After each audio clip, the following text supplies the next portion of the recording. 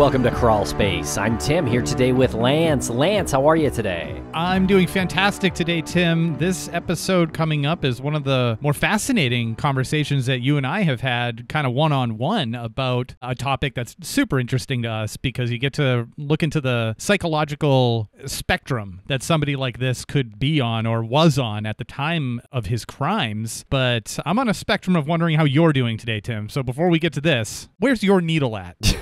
Wow. Yeah, that was a reach.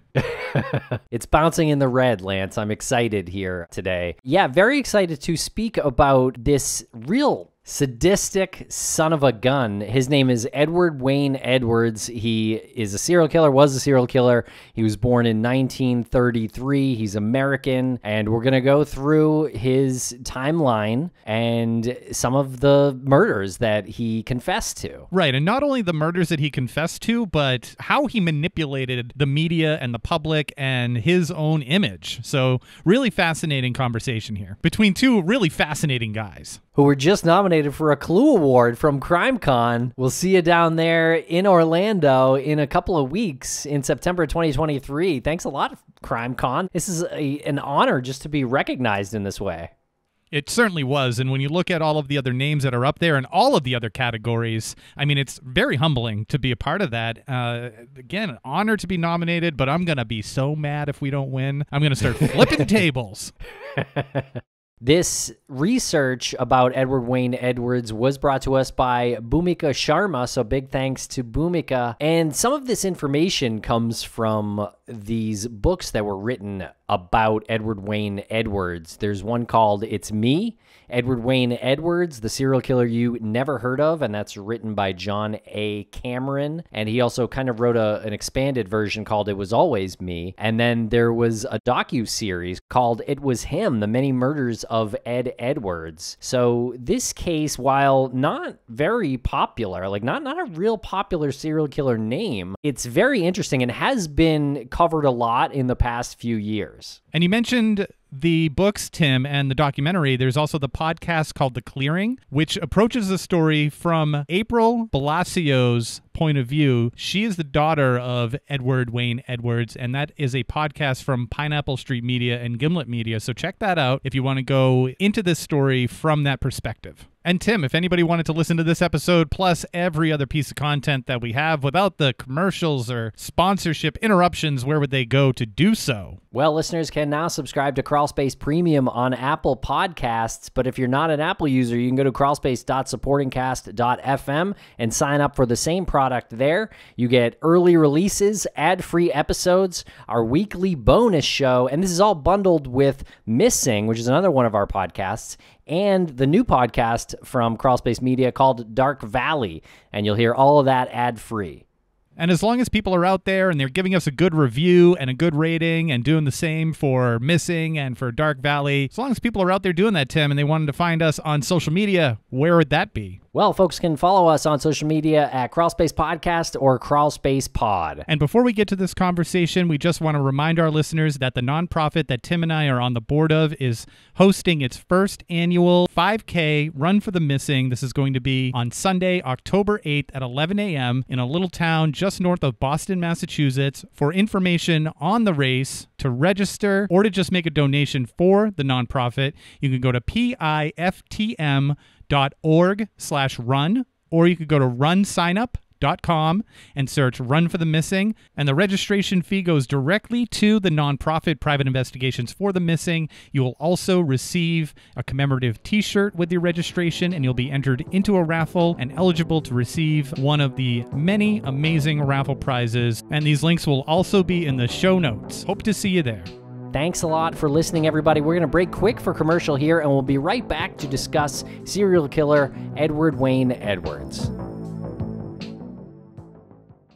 And a thank you to our sponsors. Back to the program. Edward Wayne Edwards was born June 14th, 1933. He was born as Charles Edward Myers in Akron, Ohio. And we don't know too much about his early life, but when he was about 2.5 years old, he saw his mom, Jillian Myers, commit suicide. She actually did that by shooting herself in the stomach. really traumatic for a 2.5-year-old. I don't really know how much one can retain at that age. To see something that traumatic must have left quite an impression on him. And to shoot yourself in the stomach, that is one of the most painful ways to commit suicide. That is not instant. That must have done some serious psychological harm to a young boy, as it would anyone. And apparently the shot alone didn't kill his mom instantly, but she died of septicemia a few days later. I couldn't even imagine that. That's such a horrible way to go. And subsequently, he was adopted by Mary Ethel and Fred Edwards,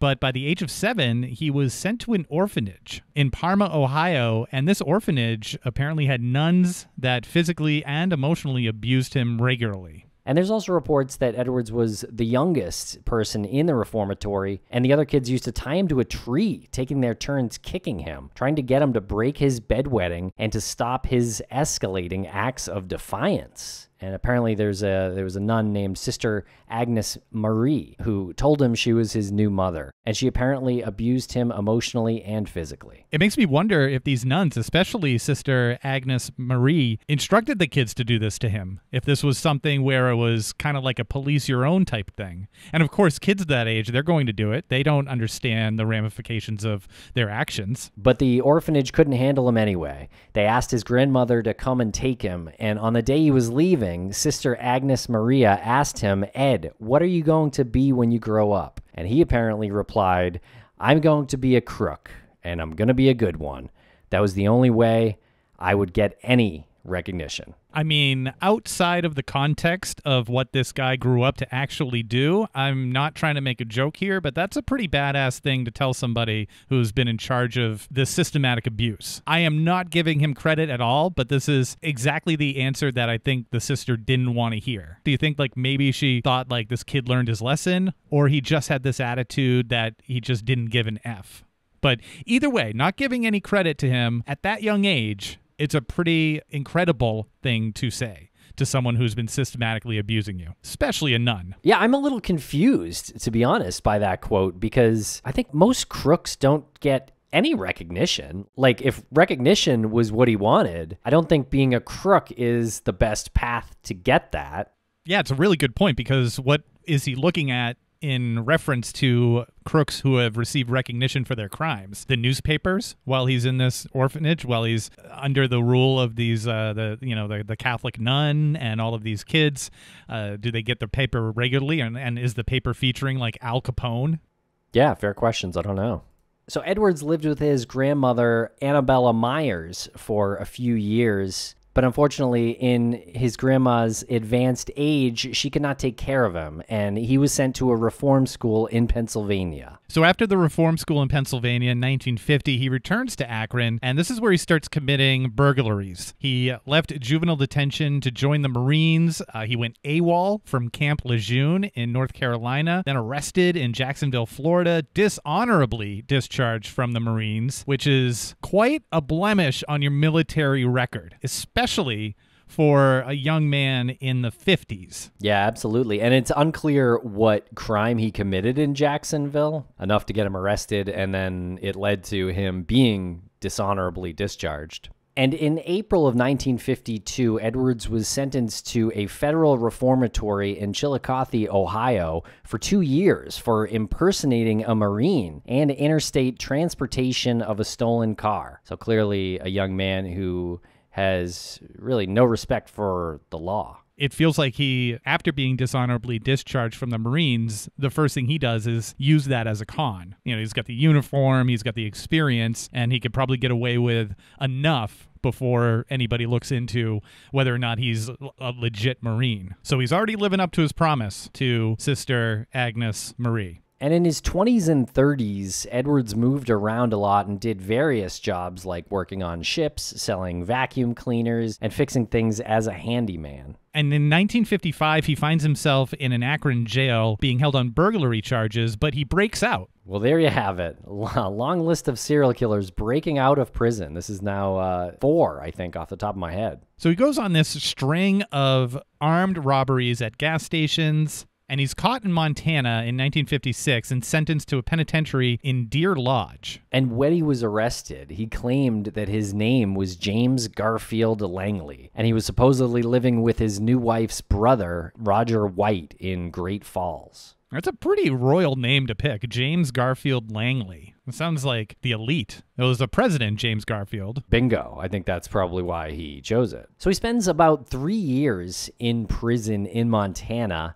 and he was released in 1959. But during that time, there was a couple, Patty Kalitsky and Dwayne Bogle, who were murdered in Great Falls, Montana in 1956, January of 1956. This is like a Lover's Lane double murder where these two victims were shot execution style. But in 2021, it was actually reported widely, the Cascade County Sheriff's Office concluded Kenneth Gould, who died in Oregon County in 2007, more likely killed Patty and Dwayne. Makes me wonder how long Edwards remained a suspect in this Lover's Lane style murder. Yeah, isn't that strange? And apparently Whitey Bulger was even a suspect for a period of time. And so around this time, Edwards was traced to Colorado, where he got in trouble for cashing some checks that had to do with the Portland Bowling Club, of which he was a member. And shortly after that, he was added to the FBI's 10 most wanted fugitives list. And a federal warrant charged him with unlawful interstate flight to avoid confinement after a robbery conviction. My God. Okay, so he's got the robbery conviction and he flees over state lines to avoid the confinement, and that lands him along with the suspicion of murder on the FBI's top 10 most wanted fugitive list. Yeah, I think so. And it wasn't until January 20th of 1962 that he was captured in Atlanta with his wife, Marlene. So he's captured in Atlanta and sentenced pretty shortly thereafter in the same year, 1962, to 16 years in Leavenworth Federal Penitentiary. And in 1967, he was transferred to Lewisburg Federal Penitentiary in Pennsylvania, where he was paroled from federal prison. He apparently got divorced because then he got married again in 1968 to a woman named Kay Hetterly on July 20th. In a bizarre turn, he publishes an autobiography, The Metamorphosis of a Criminal, the true life story of Ed Edwards. And he then appears on 2 television shows, ironically, To Tell the Truth and What's My Line? So now he's like an advocate for prison reform. Isn't that wild? And he was apparently touring as a speaker on prison reform between 1971 and 1973. But this is when another book kind of comes into play. We mentioned it earlier. It's that book by John A. Cameron. It's me, Edward Wayne Edwards, the serial killer you never heard of. He basically posits that during this time is when Edwards may have been killing more people. This is when the manipulation of the media and his molding of his legacy, I think, is truly starting in his own head. So he's achieved some level of success, probably in a very elevated level in his own head, but some level of success. So now he's almost operating under that dual personality. Yeah. It must like give him a rush or something to think that he's fooled so many people, you know, because he's not quitting a life of crime. And in fact, he goes on to murder people. In fact, he leaves Wisconsin in September of 1980 after being questioned about the Hack Drew murders. In 1982, December 1982, he's added another crime specialty to his resume in the form of arson, and he's incarcerated in Pennsylvania prison. And he was finally released in July of 86. And there's a few other murders that Edwards was suspected of during this time in his life. And in 1960, he was apparently a suspect in Portland, Oregon. He was looked at as a person of interest in the slayings of 2 teenagers. And Edwards was also suspected of a 1964 double murder of James and Lois Arata. So this happened in Great Falls as well. They were murdered in a grocery store. They were murdered in a grocery store? Yeah, apparently Lois was stabbed 13 times in this store. But Edwards was cleared of any involvement in that double murder because he had an airtight alibi. He was actually incarcerated in Leavenworth at the time. And in Ohio in 1977, William Billy Lavaco was 21 years old from Doylestown, Ohio, and he had been dating Judith Straub, who was 18, from Ohio as well, in Sterling. They'd been dating for 8 months, and on August 7th of the same year, 1977, Judith's car was discovered in the parking lot of the Silver Creek Metro Park. Her purse and shoes were found inside the car, and concerns grew as Judith couldn't be located. So family members gathered. Obviously, they were worried. Police initiated a search effort, and they even received some support from a National Guard helicopter. However, their remains were found. And they had both been shot at point-blank range by a 20-gauge shotgun. So Edwards was a suspect in those murders, and then in 1980 in Concord, Wisconsin, Tim Hack and Kelly Drew went missing. This is a case that was known as the Sweetheart Murders. Unfortunately, their bodies were found about 2 months later in a wooded area about 8 miles away, and Drew had been bound at the ankles and wrists and was strangled. There was also a broken hyoid bone in her neck, and Hack had a penetrating knife wound to his back. Now, around that time, Edwards had been employed as a handyman at the Concord House, which is a reception hall, and people had seen him and noticed that he had this bloody nose. And he said that it was because of an incident related to deer hunting. I'm not sure if the deer punched him in the nose. Fair question. And he was apparently questioned but released. And he immediately packed his bags and left town with his family. And while on the road, he pointed to a field and apparently told his children they're going to find a couple of dead kids over there. We'll be right back after a quick word from our sponsor. And a thank you to our sponsors. Back to the program. So after leaving Wisconsin in September of 1980, the next thing we have here is that Edwards was arrested for arson again, this time in Pennsylvania, in December of 1982. And he spent a few years in prison when he was ultimately released again in 1986. So in a real tragic turn of events in 1996 in Burton, Ohio, Edwards kills his foster son, Danny Boy Edwards. And Danny was living with Edwards and the family for years. And he was a U.S. Army soldier, and Edwards had convinced him while he was in the Army to go AWOL, just like he did. And Edwards then took him to the woods near his Burton, Ohio home, where he shot Danny twice in the face, killing him. And he buried him in a shallow grave, which was later found by a hunter. And he did this all for insurance money, $250,000. And Edwards apparently gave a confession statement. It reads, Danny Boy was someone I had taken. He told me one day, he said, I'm going to put him out on the streets in Chardon if you don't want him. He said, because we don't want him. So we took him in and let him live there. And then it was after I started plotting down the road to kill him for the insurance purposes and everything, that we had his name changed to Danny Boy Edwards and that, but he was not a foster son, he was not an adopted son, he was someone that we had taken in. With Danny, I saw an opportunity to, I was always a schemer, I was always thinking of ways of making money. I've always been into crime. And with Danny, I saw an opportunity here at long range. It took about a year to set it up, and that's what I did. I set it up to collect the money and ended up getting $250,000 out of it. And it was arranged, it was premeditated, it was thought out, it was planned, and that's what I did. He went AWOL. I sent him the money. He got the money, he got a Greyhound. He went AWOL and went to Columbus, the bus station in Columbus. That's where I went, and that's where I picked him up at, is the bus station in Columbus. He didn't come here. Then I brought him back to the house, and he stayed at our house unbeknown to my wife. He was out in the barn, he was in the car that was parked there. He was in the house, and it was all set up. I'd already had prior to him going into the military, he took out a $50,000 insurance policy, named us beneficiary.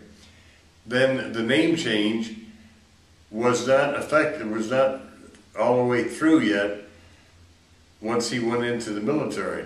When he went into the military, he was Danny Glockner. It was while he was in basic training that the name change went through to Danny Boy Edwards.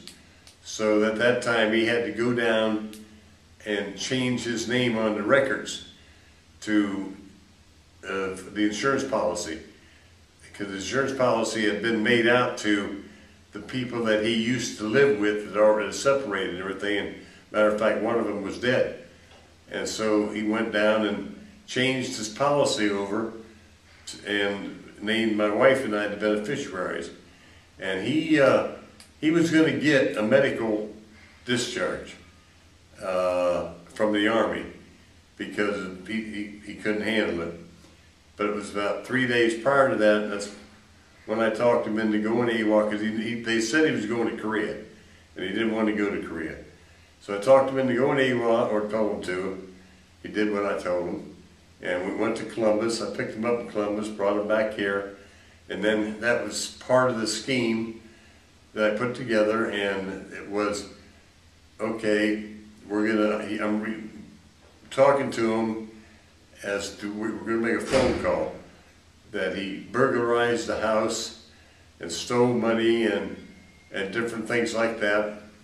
And so then when he had it memorized and everything, I took him down to Ladue and dropped him off, telephone.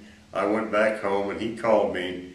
It was being recorded. Hi, Pops, how are you? And we talked, and I'm sorry I burglarized the house and things like that. I said, well, I didn't know you were even in here, Danny. And yeah, and so we went all through that, and that he gives the money to another person. And so then it ended, so I went back and picked him up and brought him back to the house. And it was the next night, I think it was the next night, that he ended up losing his life up behind the cemetery, because I told him that there was a fellow in Youngstown that was going to come by, pick him up, and hide him out for a couple of months, and then he would be clear. He wouldn't have to worry about anything. He believed all this, and it was up there where he died, and I had the body partially covered and kept it that way. I went back up there about every 3 or 4 months to check, because I wanted the body found, but not immediately, but I didn't want to bury it either. So I left it partially covered. And the one time, it was about a year later, when I went up to check on it, the head had been separated from the body due to the animals and everything. And I took it with me and took it across the street and threw it up into the field. And the police and everything, they've been looking for it, but they can't find it. It was nothing but the skull. They've been unable to find it. But there was a hunter that found Danny, and the rest of the story everybody knows it, where he was found and why. But that was set up, and after he was found, it was, I'm not sure, maybe a year later, maybe not as much as a year, that I collected $250,000 from the investigation, but the attorney, I had an attorney representing me, and he got a third of this, so the rest of it we got. And my wife, she was not aware of any of this. I endorsed all the paperwork and forged her name, and she knew absolutely nothing. She's a very Christian-like woman. We'll be right back after a quick word from our sponsor. And a thank you to our sponsors. Back to the program. What you just heard is a clip from an interview with Edward Wayne Edwards taken the day after his conviction and death sentence. And this is available on the Geauga County Maple Leaf YouTube page. There's a link in the show notes. And a TV station in Wisconsin in 2009 aired a special about the 30-year-old unsolved murder of Timothy Hack and Kelly Drew, who we mentioned before. Not much was expected from it, but a few days later, a woman from Akron, Ohio did call the Jefferson County Sheriff's Office. She identifies herself and says, "I think you need to talk to my father." Apparently, she's always had suspicion that her father was a murderer. So the detective checks into the tip and became highly interested when he found her father's name on the list of 75 suspects questioned shortly after the murders. So he's on the list of just 75 who had been questioned in the unsolved murders of Timothy Hack and Kelly Drew. What a moment. Yeah. And after police acted on the tip and reached out to his address, they encountered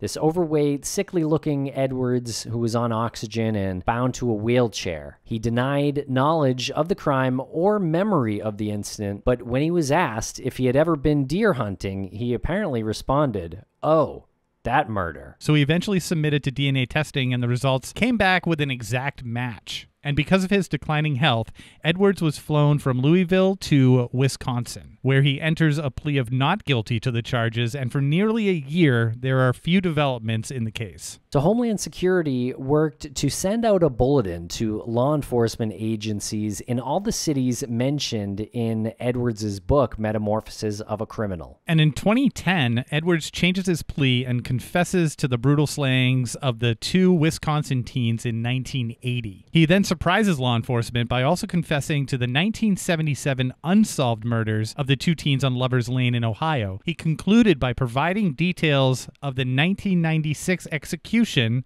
and beheading of his adopted son, collecting $250,000 in life insurance. And Lance, author John Cameron has some cases that he's looked into that he thinks Edward Wayne Edwards is a good suspect for. And some of them you definitely know. One of them is the Zodiac Killer, and really he's not the only one, John Cameron that is, who is talking about this possibility online. And it is a fascinating theory to kind of roll around in your head, because Cameron is quoted as saying he robbed a bank, tried to escape, got a 15-year sentence, and only served 5 years. Look at his arrest date, February 9th, 1962, and the parole date, September 20th, 1967. He got 10 years cut off of a 15-year sentence, and he was one of the FBI's most wanted men in 1961. So Edwards is the FBI's most wanted man in 1961, and he gets favorable treatment in 1967 and is released a year before the Zodiac killings. He had to have been informing. He had a long history of doing that.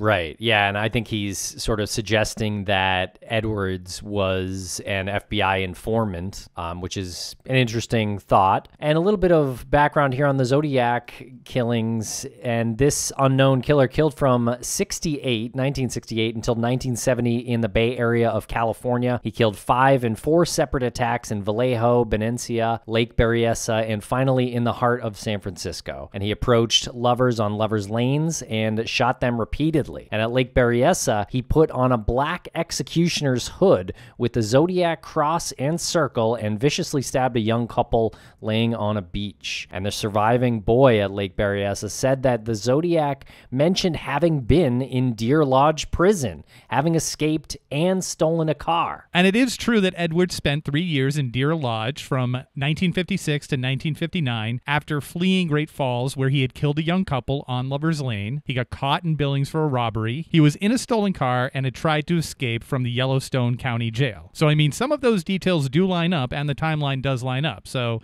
I'm not sold on this. And a victim described the Zodiac Killer physically, saying he was barrel-chested, 5 feet 8 to 6 feet tall, dark hair, and heavy set, wearing a dark jacket and dark clothing that seemed sloppy and disheveled. He appeared to be in his 30s and fairly unremarkable. He ducked between some trees and emerged about 20 feet later. He was wearing a black hood that appeared professionally sewn and had the Zodiac's signature cross and circle on the front. And Edwards' description when he was in his mid-30s, 35 years old in 1968, 5 foot 8 inches, so that fits the height, 185 pounds, a bit pot-bellied, reddish brown hair, and yes, he was barrel-chested. He matched pretty much every aspect of the Zodiac composite. Edwards' MO throughout his life was to seek recognition by contacting the press and the police. He had done so in 2010 after his capture. He had used knives, ropes, guns, and fire to kill, and that is also what the Zodiac had claimed. And here's a decoded message sent by the Zodiac Killer. Quote, "I like killing people because it is so much fun.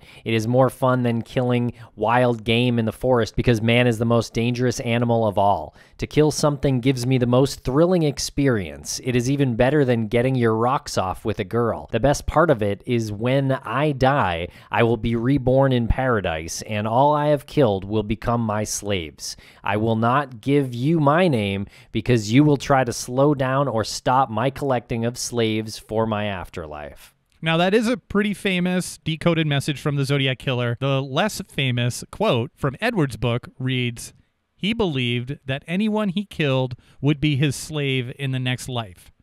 It was a hidden code, kind of a puzzle about himself. His family also shared that he loved games. And you could see from his own book, Metamorphosis of a Criminal, that he was kind of playing some games with just the information there. So some of that I would say does match up. I also have to say that we heard that about Samuel Little too, who was collecting, souls for the afterlife with every victim he killed. So maybe this isn't exclusive to one killer anyway. True, and I feel like a lot of people, when trying to identify the Zodiac Killer, will come up with their favorite suspect first and then piece everything together so that it fits the already decoded message from the Zodiac Killer, like the Unabomber theory or something to that effect. With that said, it's very compelling. I would love to speak with this former homicide detective, John Cameron. We're going to reach out to him to see if we can get an interview with him. But at times, he's believed that Edwards was responsible for some other crimes as well. And I'm just going to list off a few of them here because it is kind of shocking. John Benet Ramsey, Lacey Peterson, the Black Dahlia, Jimmy Hoffa,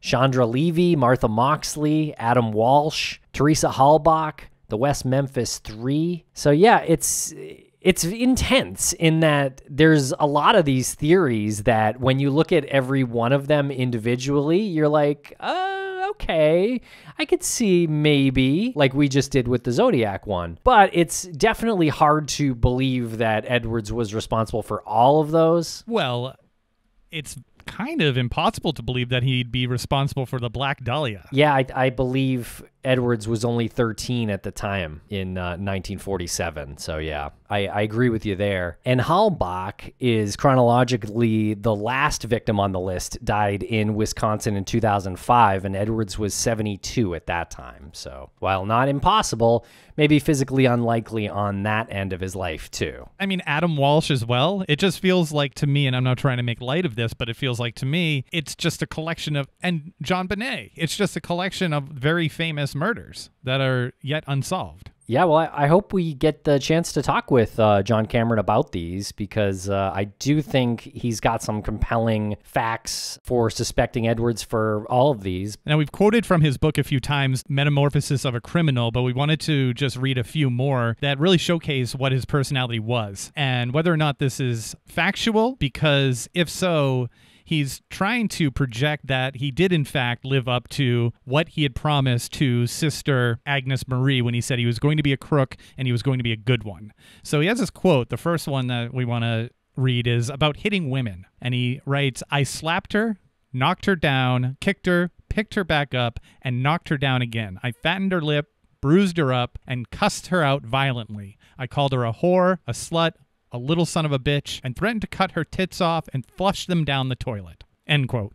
And he wrote about self-harm tendencies after being caught in Montana in 1956. He wrote, "I did not want to do away with myself, but I did intend to do my best to escape. Slashing my wrists had been a hopeful act. About a week later, I went to court with a court-appointed attorney. The judge asked, 'Do you have anything to say before I pronounce sentence?'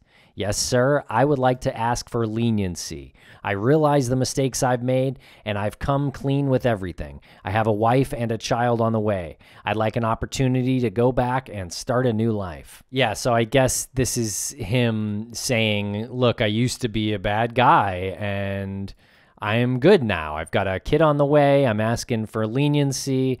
And I guess his fictional narrative is that he was granted leniency and I guess turned his life around from the way he used to talk to women and the crimes he used to commit. But actually, we know that wasn't true at all. Yeah, and he used suicide and self-harm as, again, another con. He didn't actually want to do away with himself. He didn't actually want to kill himself. He wanted it to make it look like he was suicidal so that he could get leniency because he realized the mistakes of his way. Yeah, no, con man, that's the right description. Con man and murderer, Edward Wayne Edwards.